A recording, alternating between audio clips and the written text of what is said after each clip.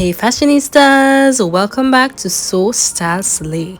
This is part 2 of our 3-part wedding series where we'll be making a wedding dress. Yes, this is my first time making a wedding dress, and trust me, the process was amazing. So we're going to move on to basically cutting out the skirt portion. So in part 1 we did the bodice, and it was a bustier bodice pattern with yoke. And now we're moving on to our 6-panel mermaid skirt. There is also a tutorial up on my channel on how to draft this skirt. Feel free to check it out. So we're going to start by placing our fabric on our cutting table and placing the pattern on top. You can always use pins to secure your patterns, weights, or you can simply just place your pattern and hold it down. So I'm going to then take my rotary cutter, as you can see me doing here, and I'm going to cut all the way around this pattern. So a pro tip is to ensure that 1, your pattern is placed on your fabric without any folding underneath. 2, the fabric is actually folded on grain so that it is not sloping in any area, because this can throw off your entire project.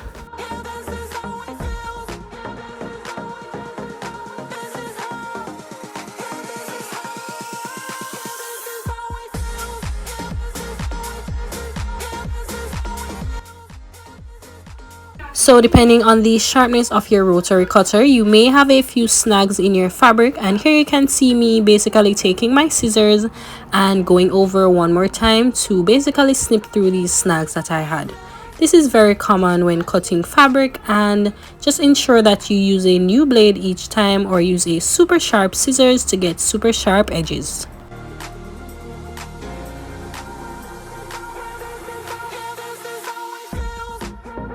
So the first pattern that we cut out was our center front pattern, and we ensure that this is on fold. So you need to fold your pattern over once and place it on the edges and cut accordingly.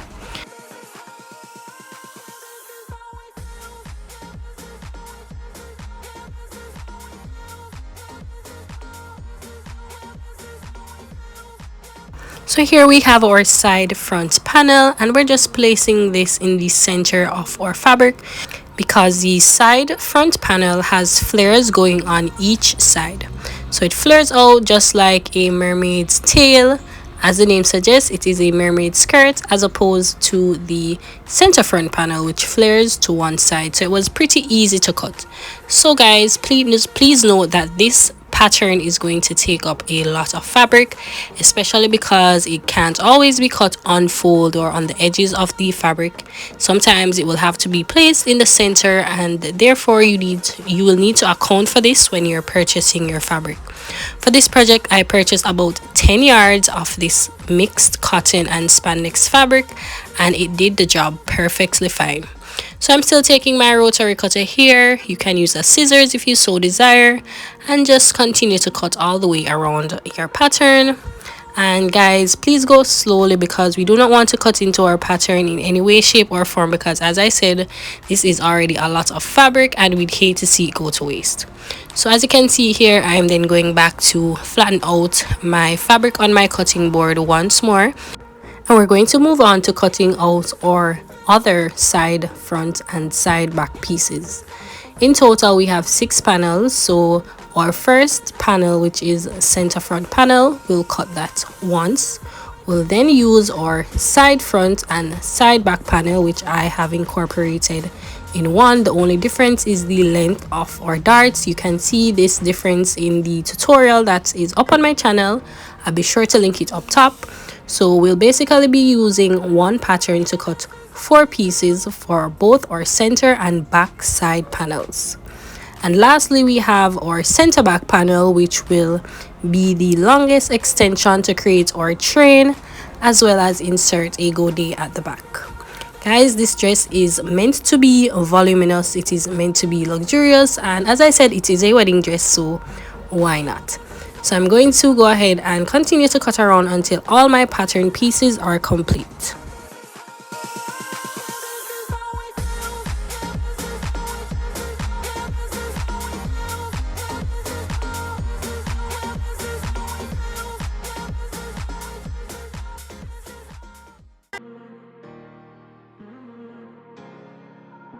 Okay, so all our patterns are now cut out and we're moving over to assembling the patterns. So we have everything cut out and we're just going to place like items together. So here I am finding all of my center and back pieces. I'm finding all of my side pieces and then just putting them together to avoid any confusion. And then we're going to take our pins and we're going to be joining them together. So as you can see, this is the center front panel which was cut on fold. We're just going to take that and place on our cutting mat, and we're going to grab two of our side front pieces and we're going to align them on each side. Be sure to place your fabric right sides together and ensure that your darts match up on each side. As I mentioned, seam allowance was included when we're cutting out this pattern.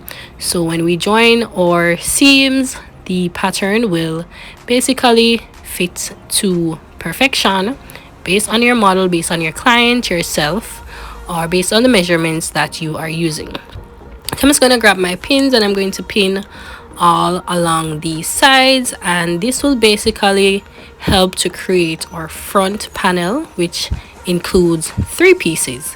So it's 6 pieces in total, 3 for the front, 3 for the back, including a godet. So 7 pieces in total. The godet, however, is optional. I just added it last minute to basically add a little more volume to the dress.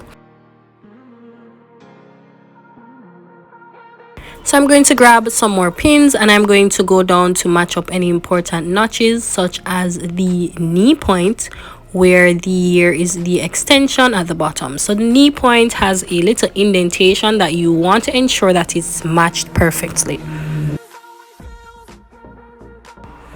After doing that, you're just going to continue pinning, and this is a lengthy process, so please be patient.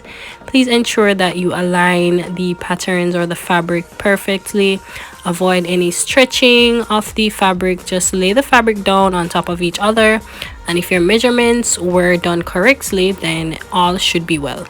There should be no tugging of the fabric whatsoever, especially because it can be skewed and then your project will be thrown off completely. So I'm going to speed this part up because, as I said, it's a lengthy process, so enjoy some music while I do that.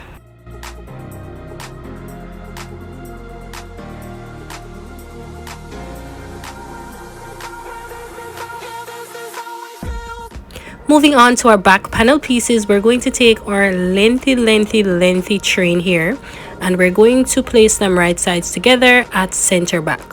So center back should be a straight vertical seam running all the way down the length of the skirt, no curves whatsoever. So at this point, you're going to basically remove your pins and we're going to open this up and insert our godet.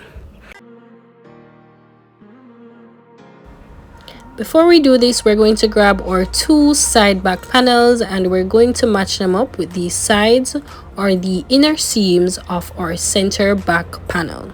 So here we had split center back into 2 pieces, so we're now ending up with 7 pieces in total. This is so that we can include our zipper at the back. However, this is completely optional. It can be inserted at the side if you so desire. So we'll be calling it a 6-panel mermaid skirt regardless. It's just that the center back panel is split in 2 for the insertion of our zipper. Either way, we're going to take our pins and we're just going to pin along the sides. As I said, do not tug the fabric while you're pinning. Ensure that fabric is faced right sides together, especially if you're using a solid color where it may be a bit difficult to tell what side is actually the face as well as what side is actually the underface of the fabric. So once you can determine this, place them right sides together and just place a pin to hold them in place.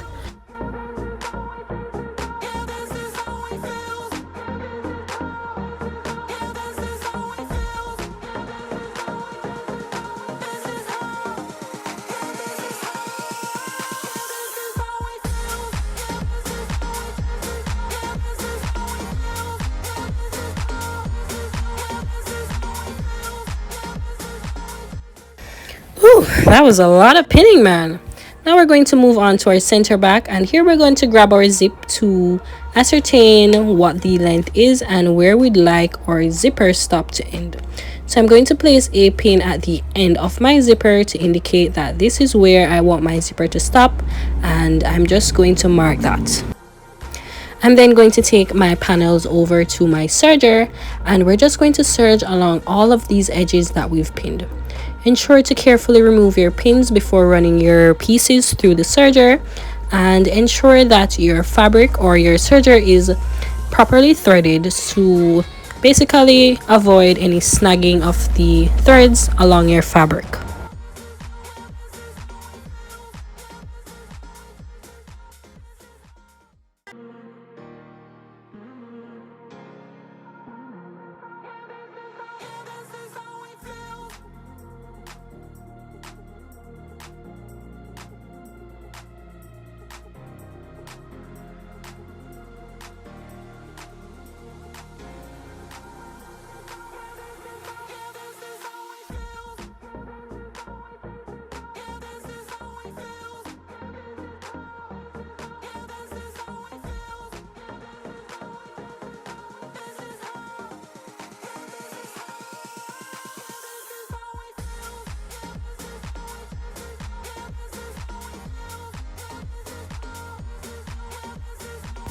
So once you're done, we're going to move on to inserting our zipper at center back.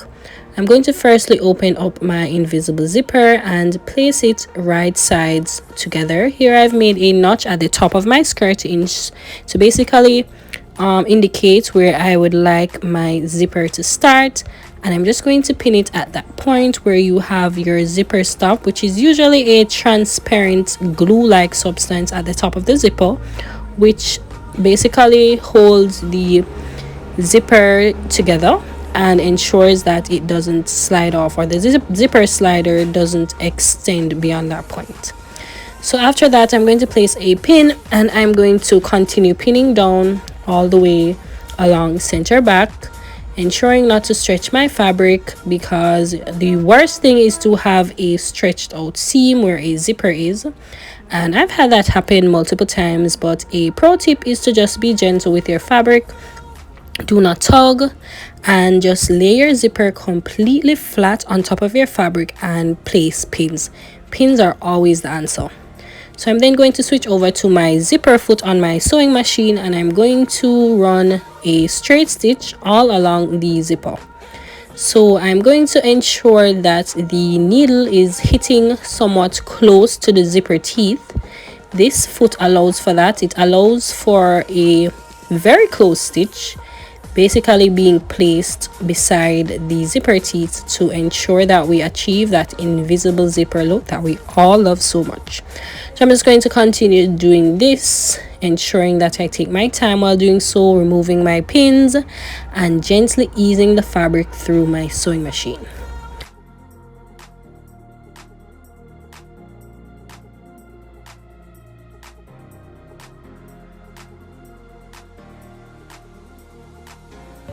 And here you have it, guys, our invisible zipper inserted at the back of our skirt. How beautiful is that zipper sitting? So I'm just going to run it along to show you how nicely it closes up. As the name indicates, it gives an invisible look, as if a zipper was not there, and it's just looking wonderful. So yeah, guys, that's it for part 2. Please stay tuned to part 3 of our wedding series, and I hope you enjoyed this video.